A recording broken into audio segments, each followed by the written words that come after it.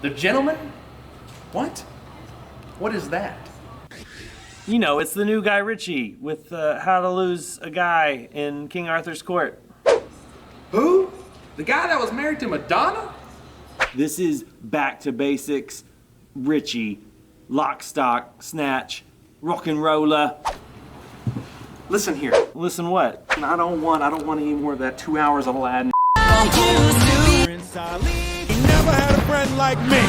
No, I want 2 hours of a double buzz with posh spice. And doesn't this Richie Rich guy know David Beckham, you know, that soccer player? I want some Hogwarts, okay? I want Harry Potter in this bullshit. All right, I don't want Nando's. Okay, I want biscuits and tea, and I want fish and chips. I want all that. Hey. That movie was terrible. Hey. Don't do it. Don't you go running around here, round. The Gentleman. Where? Movie Tavern. Movie Tavern? Movie Tavern. Movie Tavern? Movie Tavern. You know, movies, recliner, Marcus, food.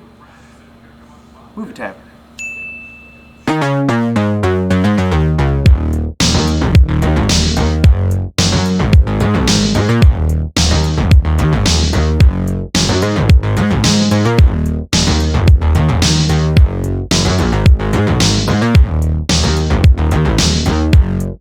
What's going on, everybody? Welcome to Tavern Talk by Initial Reaction. I'm Philip, and joining me this week, Mr. Michael Cook. Hello. Thank you for being here. I appreciate it. Definitely. Thank you for having me. Yeah, absolutely. Now, Michael is a film critic with Fox 16, local news affiliate, and we've been doing this for a fair amount of time. 9 years, yeah. Been Yeah. doing film critic for 9 years on air. So. And just like us, you see the new releases every Thursday night? Every Thursday night, I see one or two movies and then review them every Friday morning on Good Day Arkansas on Fox 16. So, like you, I have a passion for movies. Yeah, no, that's awesome. So, I'm so thankful that you're stopping by and here to talk about this week's new release. It is The Gentleman. It is the latest from Guy Ritchie, who is kind of getting back to what he started out as after last year's Aladdin, which was definitely a diversion for him. But this is kind of back to the British gangster movie. He made Lock, Stock, and Two Smoking Barrels, Snatch, Rock and Rolla. He also made the Sherlock Holmes movies, though.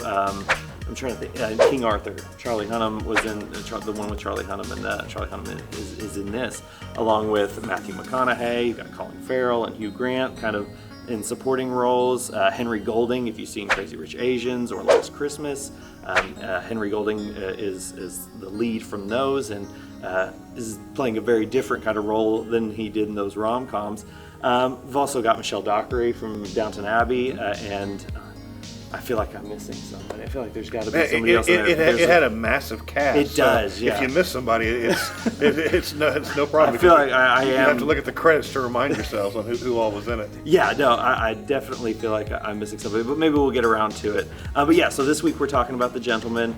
All right. I was pretty excited to see this. I'm in general a Guy Ritchie fan, and it was excited to see him kind of get back to doing what he does best, but as we do every week, we just came out of this initial reaction. So, Michael, what did you think of The Gentleman? This was, if you've seen Guy Ritchie's films, this is a Guy Ritchie movie. There's, violence, there's, language that you wouldn't use in polite company.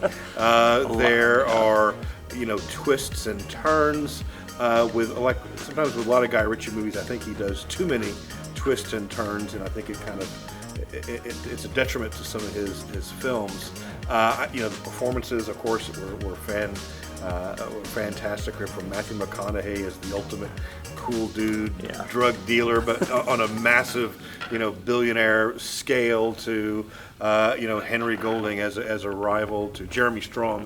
There it is. Who's getting famous now from the Succession TV show on HBO. Great. It's fantastic. I really enjoy it. Okay. So a lot of a cast of characters who are characters of themselves. Everybody is a little bit flamboyant in some form or fashion. Definitely, because there is a lot of them, but I feel like they each got the kind of their time to shine. Like you said, Matthew McConaughey, he's the suave, guy, the man in charge. Right. But Charlie Hunnam, it felt kind of more like the anchor of the movie in kind of a weird way.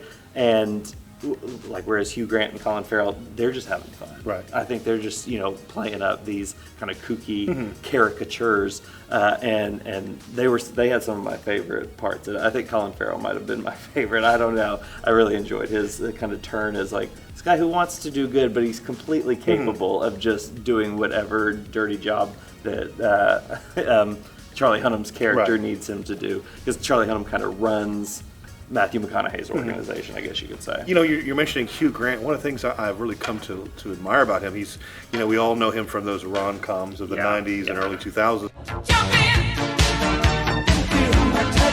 But now he's gotten older and a little more, his face is a little more weathered, which I think is a good thing. Yeah. And I think he's doing some of the best acting and best characters he's had in a while, like Paddington 2. He's fantastic. So good. Florence Foster Jenkins that came out a few That's years right. back. Yeah. And then, of course, here as kind of a slimeball private detective who is trying to blackmail the Matthew McConaughey's drug organization for $20 million. He thinks he's very slick, and you won't give anything away, but maybe he has one over on him, maybe not, but you admire how Hugh Grant's character is just, he's slimy, he knows it, and he owns it. You like that about that character. And he kind of presents this interesting angle because Guy Ritchie has kind of become this director who is very associated with a certain style.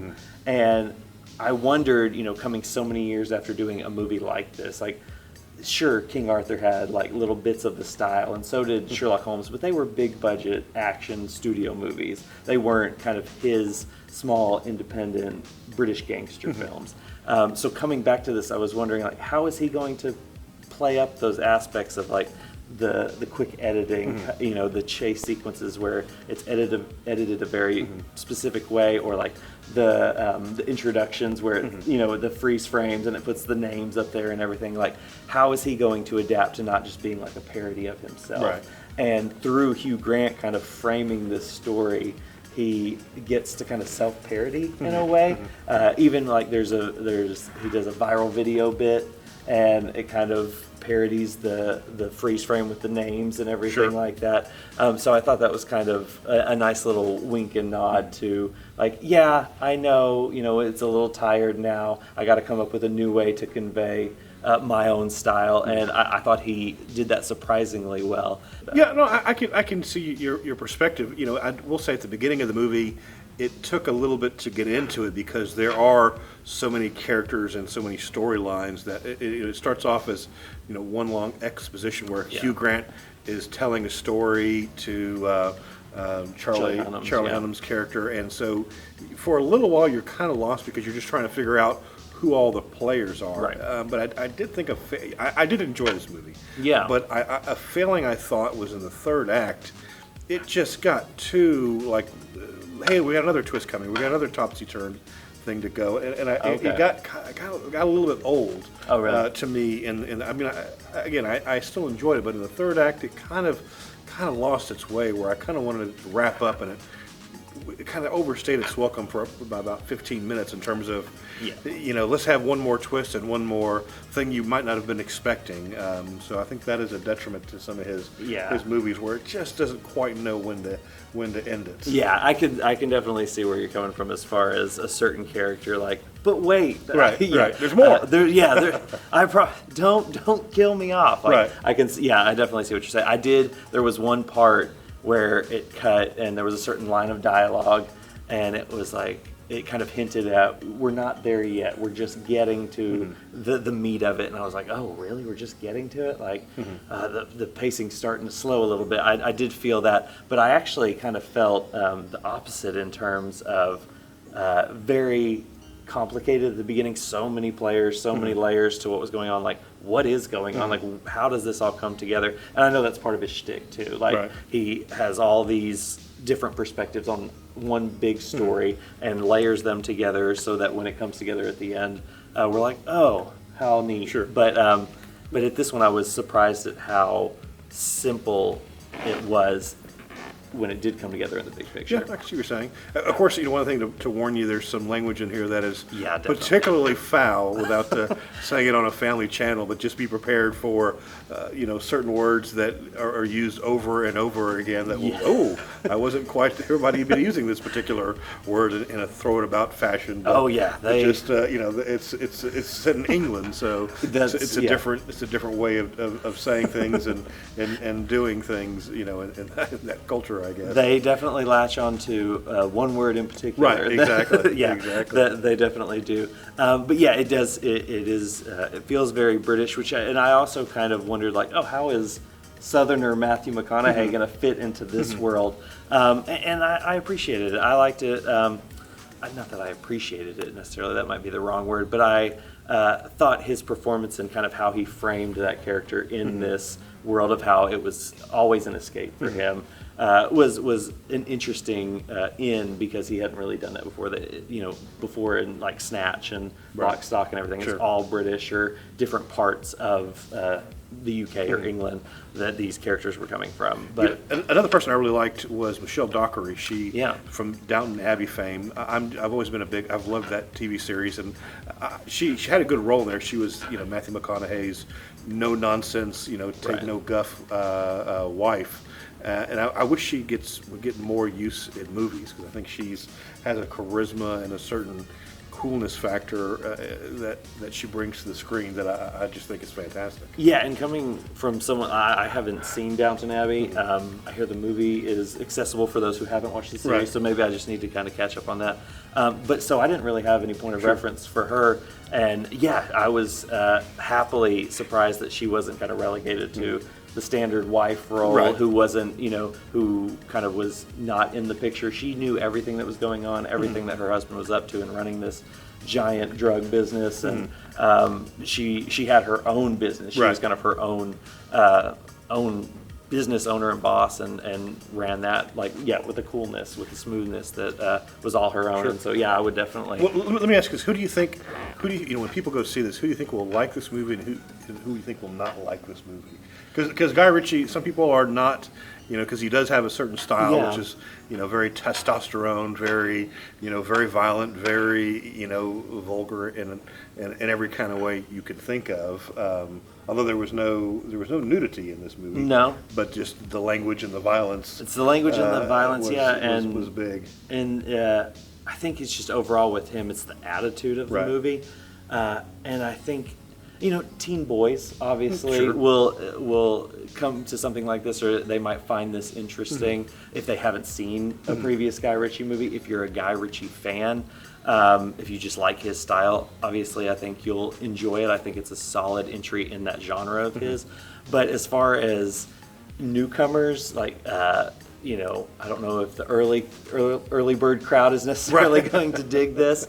They might get a couple words in and be like, okay, this is enough. I don't know, but it has so much star power. The appeal might be there enough that they'll stick it out. I don't know. It is curious. I don't know how this is going to do box office wise. Yeah, it's curious. It's getting a lot of play. Now, you said something before we started taping, which I guess I had forgotten, that Guy Ritchie directed Aladdin, the Will Smith. The Will Smith came out last year. Again, these are two complete. I guess I had forgotten that little factoid, because those are two completely different movies in every way, shape, or form. I guess he wanted to make something for the kids last year, that something his own kids could watch. Yeah, made $1 billion, and then he was like, "Oh, I mean, I'm sure he's had this script sitting around if he turned it around this quickly."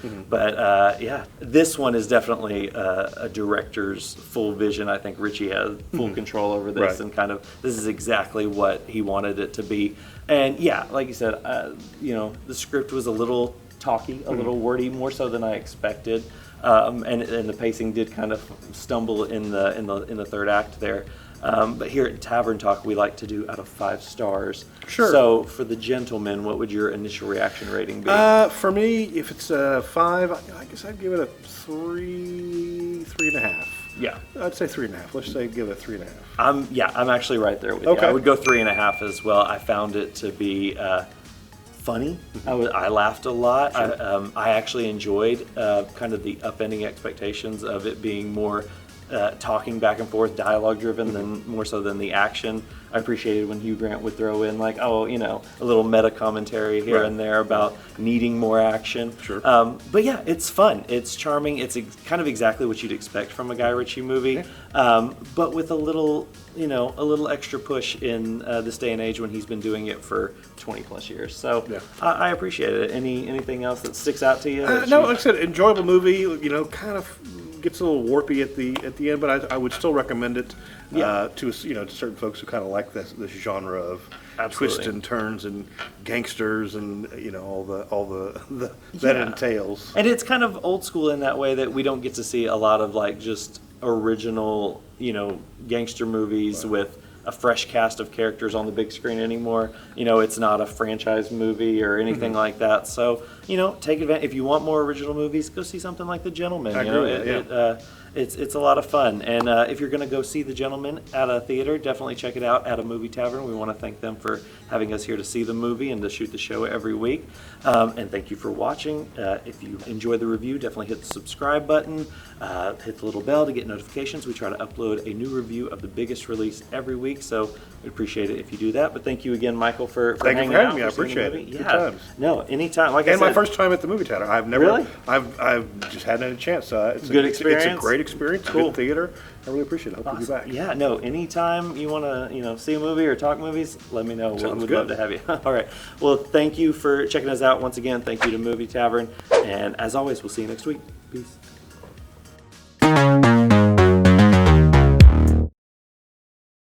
Action. It's Movie Tavern. Dinner, recliners, you got it. Okay, I can't get into it. I thought that was enough energy. That was good, but I can't use it now, so. Well, we could reset them up. No, go.